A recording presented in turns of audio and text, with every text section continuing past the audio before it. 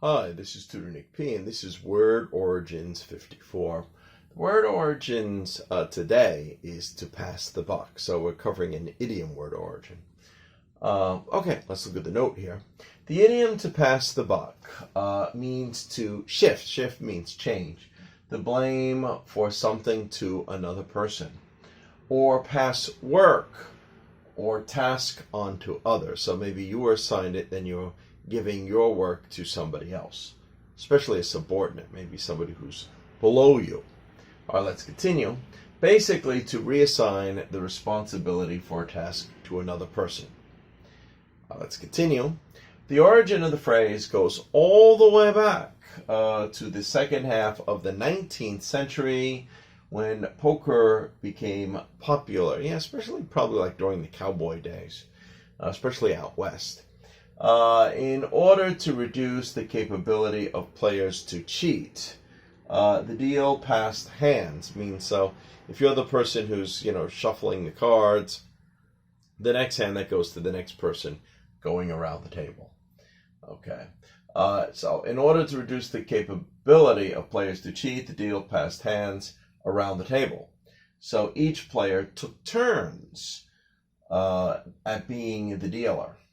Each hand, this responsibility was passed to the next player.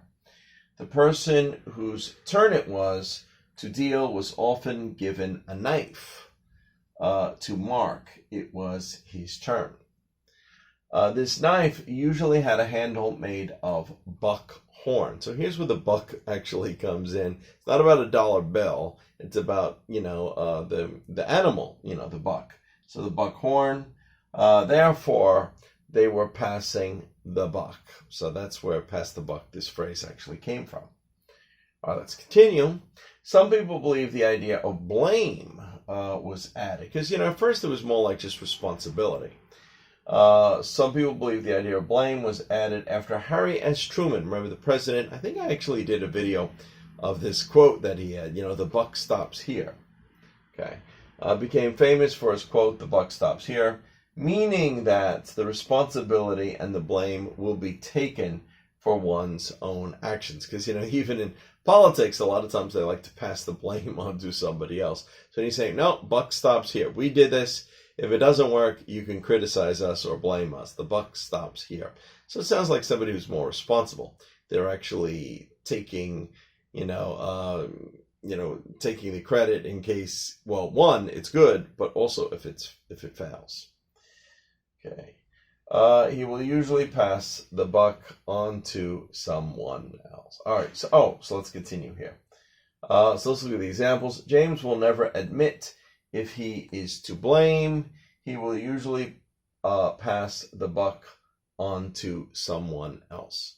All right, so this is just the way that we use the phrase today. Or number two, my manager will often give his dirty work. These are the unpleasant tasks or unpleasant jobs.